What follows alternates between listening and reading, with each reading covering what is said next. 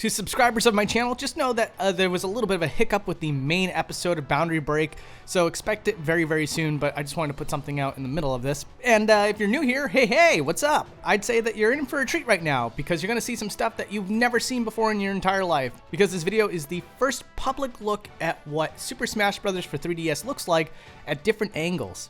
And the first thing I wanted to talk about with you guys is one of the weirdest things, something I've never seen before, and it's utterly fascinating. So, you might remember for Super Smash Bros. For 3DS that you can have character outlines for your game, or you could remove it entirely, it's your preference. Well, the way that they do outlines for this game is much different than I thought it was going to be. I just figured they would pull a cell shading technique where you see the outlines of a character regardless of what angle you're pointed at.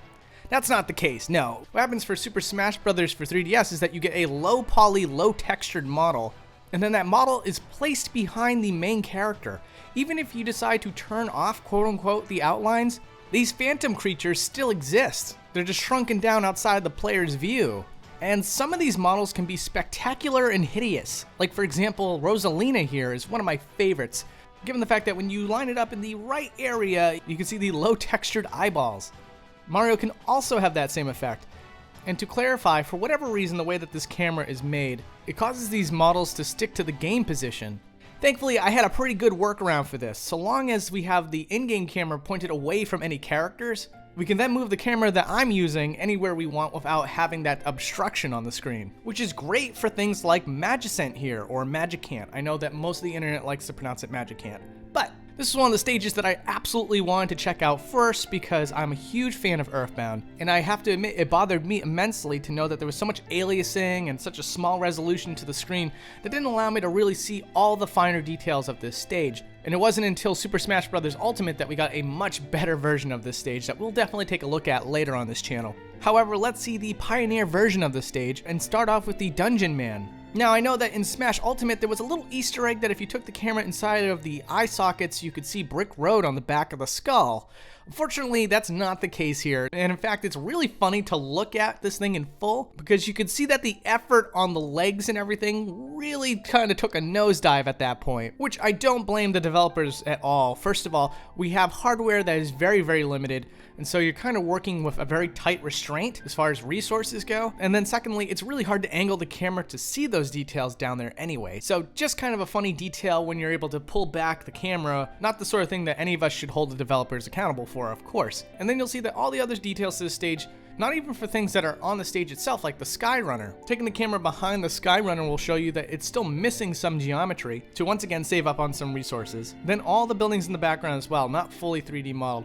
Now you're going to notice this a lot with the 3DS version, especially with stages like Mega Man stage, the Dr. Wily stage. I'll pull up a clip of how it looked in the Wii U version, and you'll see that in the Wii U version there was a lot more 3D geometry used, whereas with the 3DS version, it's mostly just a 2D texture except for the W.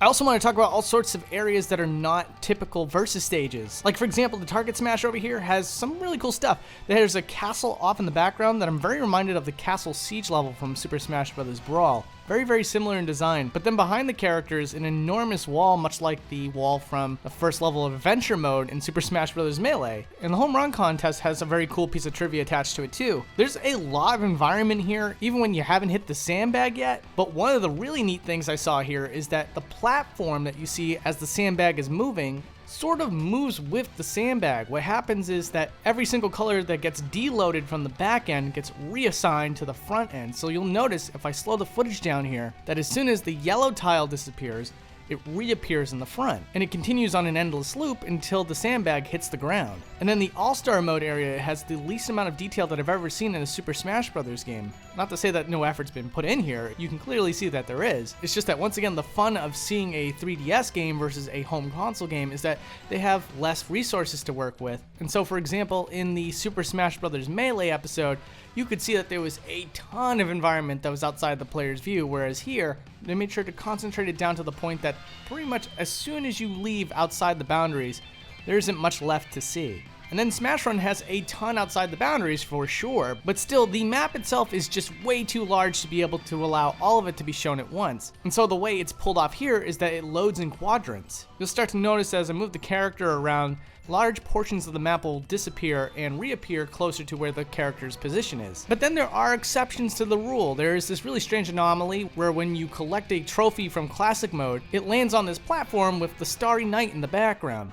If you pan the camera out, you can see that the platform that it rests on has additional details underneath it that never get shown to the player. All sorts of very intentional geometry here to add to the uniqueness of the platform. And it's just a shame that unless you had these tools at your disposal, you'd never be able to see them. Because then on the other hand, with stages like this, for the credit roll, it is incredibly minimalized. Although there is some details that again, you can't really see as the player. Like for example, this Cubert-like grid that's on the front-facing part of the stage. There's a couple of other neat things too. We select a difficulty for classic mode. There's that awesome animation that you guys might remember. As you choose the higher difficulty, the animation starts to change. Well, when you pan the camera out, you can see all the particle effects and other things that are used in other difficulties for this mode.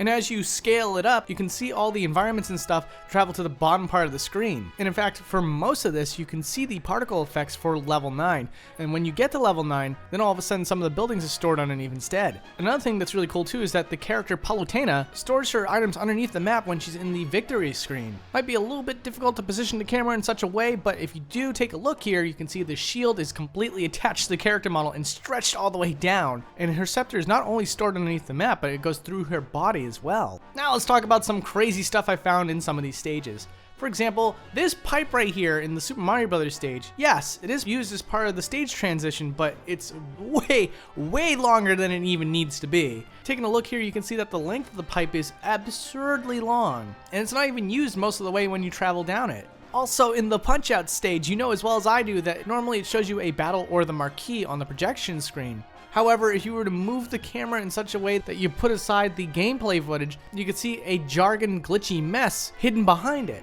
And the Kid Icarus stage is insane. There's a lot of detail here that again gets kind of muddied up by the resolution of the original game. And then it has that wonderful stage transition that has an immense amount of detail. It's great looking.